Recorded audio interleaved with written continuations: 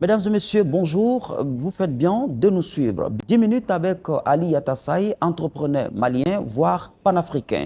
Avec lui, nous allons parler de son parcours professionnel, son engagement dans l'entrepreneuriat, mais aussi son prix Taka d'or du meilleur entrepreneur 2025. Ali Yatassaye, bonjour. Bonjour. Merci d'avoir accepté notre invitation. Le plaisir est partagé.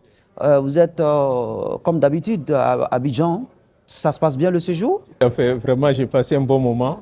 Ça va. Alors, la question que j'aimerais vous poser, quels ont été les moments clés ou les défis déterminants qui ont façonné votre carrière professionnelle jusqu'à aujourd'hui?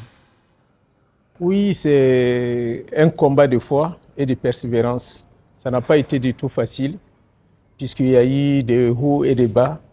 J'ai commencé à travers le groupe Yatali dans Mali Guard, Afrique Cosmétique, Siman Immobilier, Presse Africa, restaurant Red One et Yatali Congo Service aujourd'hui sur le plan international en dehors du Mali. Groupe Yatali au niveau de la Côte d'Ivoire, j'ai entamé au niveau de la Guinée il y a quelques années de cela. Et toutes ces structures aujourd'hui, c'est grâce au groupe Yatali et qui me permet aujourd'hui de continuer le combat sur le continent africain et même en dehors du continent africain, puisque depuis plusieurs mois actuellement, je travaille énormément sur la Chine pour pouvoir relier un pont entre la Chine et l'Afrique en créant plusieurs diverses activités autour, pour la jeunesse surtout. Et les gens me voient tout le temps partir dans les avions, voyager sans comprendre réellement. Mais moi, ma fierté et ma force aujourd'hui, c'est que j'ai créé l'emploi un peu partout en Afrique. Et j'ai permis beaucoup de jeunes, à travers des formations, d'avoir accès à l'emploi. Et c'est ma force et mon combat de tous les jours. C'est la continuité, hein? Vous avez parlé tout à l'heure d'emploi. Peut-on avoir une idée du nombre de jeunes que vous employez? Oui, on peut aller dans les 250 à 300, ça évolue. Comme on dit, des fois, ça dépend des saisons et autres. Mais moi, aujourd'hui, c'est ma fierté parce que j'ai un pied partout. On me voit en Côte d'Ivoire, on me voit au Mali, en Guinée, au Sénégal. Sans oublier la France, où je suis très actif aussi. Donc moi aujourd'hui, ça permet de nourrir des bouches puisque ça permet à tous ces jeunes-là aujourd'hui d'avoir un travail pour aussi mettre un frein à l'immigration risquée. Quand on voit ces jeunes qui périssent en mer, dans le désert, parce qu'ils veulent partir à l'Eldorado pour aller trouver de quoi ramener à leur famille.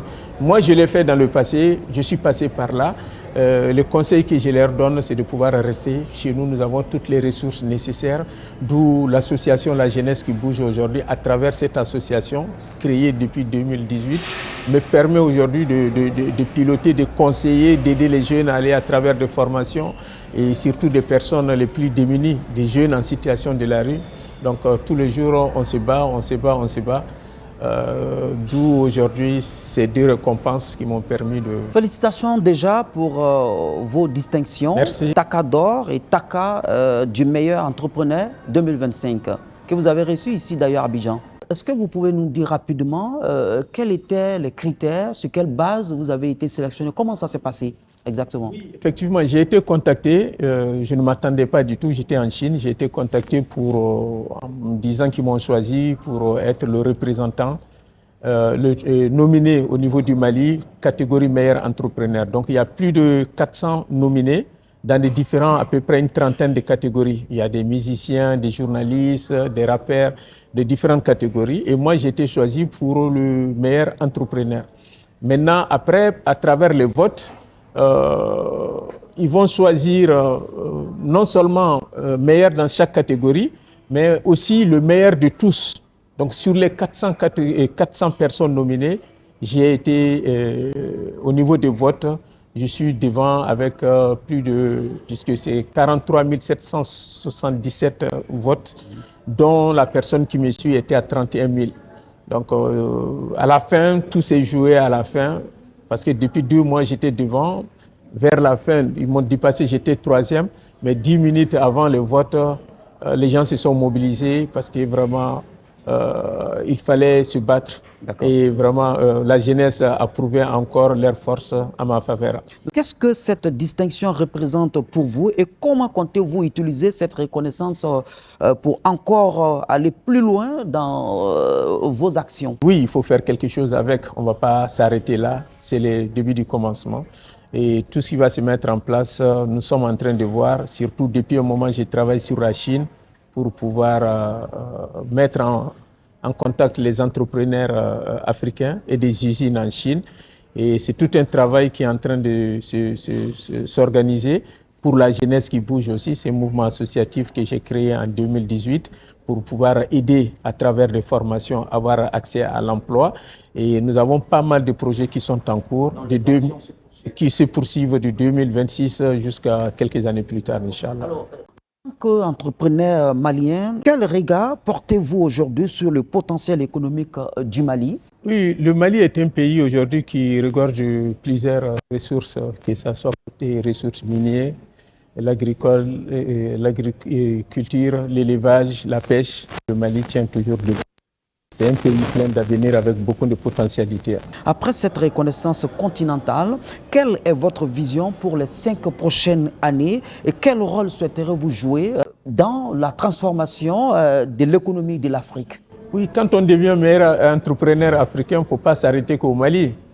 Il faut aller parcourir le continent, aller voir de ces jeunes leaders, permettre à ces jeunes en difficulté d'avoir des formations et je vais aller toquer à toutes les portes.